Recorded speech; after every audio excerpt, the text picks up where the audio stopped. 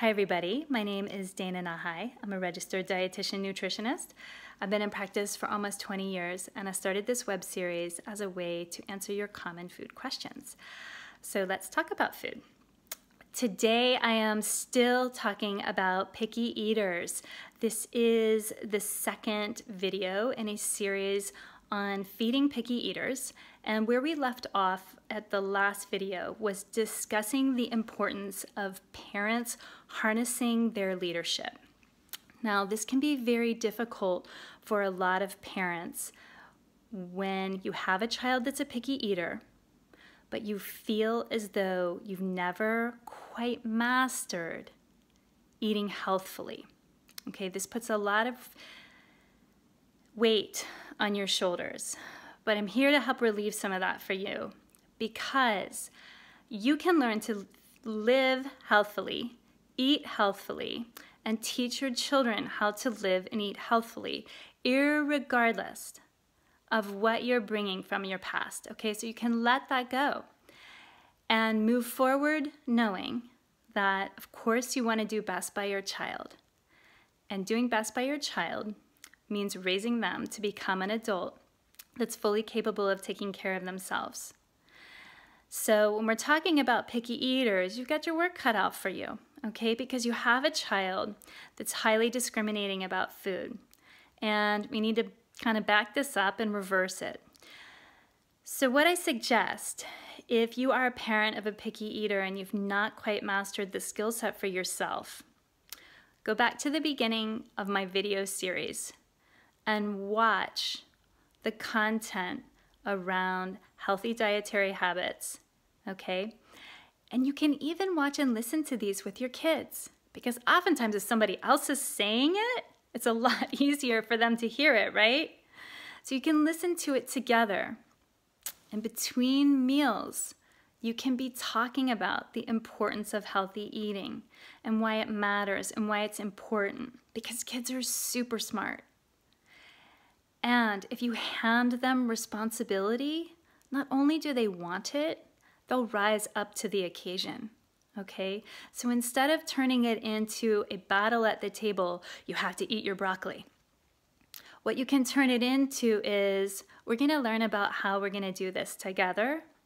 We're gonna set the guidelines, we're gonna make it happen. And you can do this with a child as young as 3 years old. It's incredibly important between meals to be educating them about why we need to eat healthfully in this household, okay?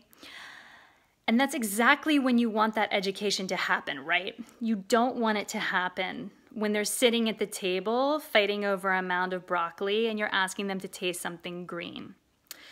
You do their food education and set their guidelines around mealtime between meals, when they're well-fed and not hungry, okay? You never let them think that they're not going to be able to eat something that they love, but you set the expectations around healthy eating between meals.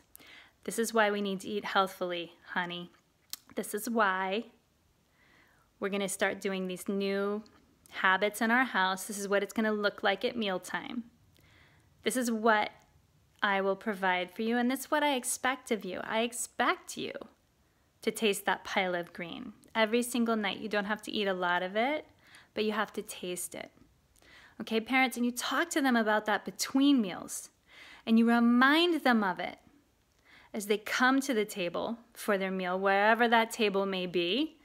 If it's sitting on the sidelines while an older sibling is doing soccer practice and they're having a thermos of soup, or if it's actually happening at the kitchen counter or the dinner table, or if it's happening in a fast casual restaurant, you remind them of their eating guidelines and expectations right before the meal happens, okay? In a gentle way, like you're pointing out a fact, like the sky is blue. You need to taste your kale, okay? Then when they sit down, you don't berate them about doing their job. Okay? They know what their rules are. They know what it is that they need to do. So they do it at the table, they taste, and they move away from it, okay? I know it's hard It's going to take a lot of effort on your part to bite your tongue, but you have to give them the opportunity to learn how to do this. You can't learn it for them. They have to learn it themselves. So you teach it to them through benevolent leadership. Okay, you talk with them, you educate them about the importance of healthy eating, and then you set guidelines for what happens at meals, and you hold them accountable for it. Okay? Now, as a parent, you're going to do this, but you're also going to provide healthy food. It's important that at any given meal, a picky eater or any child or any of us have at least one thing that we can meet our energy needs with. Okay, so oftentimes that can be serving rice or pasta at the meal or a basket of bread on the table along with the proteins and the vegetables. Okay, it doesn't matter that they don't eat as much as you think they need to eat. Okay? Your cells are like a sponge. They're going to take whatever nutrients they get and they're going to hold on to them and utilize them to maximize capacity. Okay, so you don't need to worry about they're not getting enough protein, they're not getting enough vegetables. The more critical piece of this puzzle is the education, is them learning what it's supposed to be like, how it's supposed to happen. What is the meal supposed to be like? When is the meal supposed to happen? Okay, so you're providing the healthy foods, but you're also making sure that of the healthy foods provided, there's at least one that they're going to eat to meet their energy needs. Okay, and then appetite is your best friend when you're trying to get kids to try new foods, okay? So making sure that you're providing particularly dinner in a timely fashion.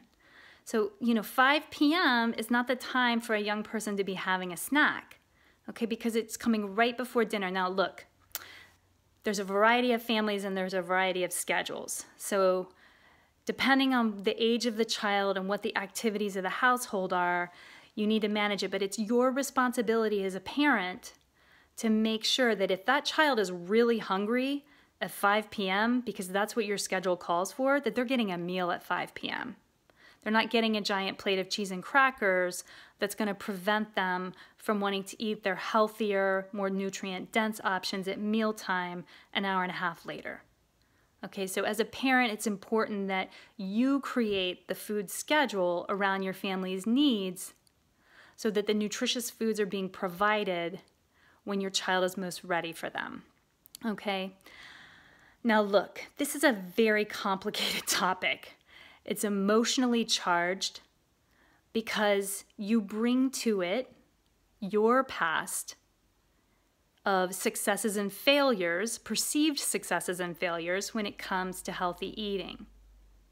So dump your past, harness your future, your role of leadership as a parent, and start getting about planning how you're going to better educate, set dietary guidelines and expectations, provide healthy food in a timely manner when the nutrients are most needed throughout the week for your family,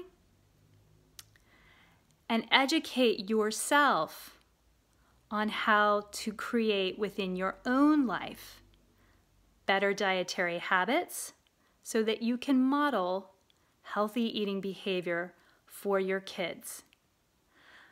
Because children are going to learn far more from what they see than what you tell them.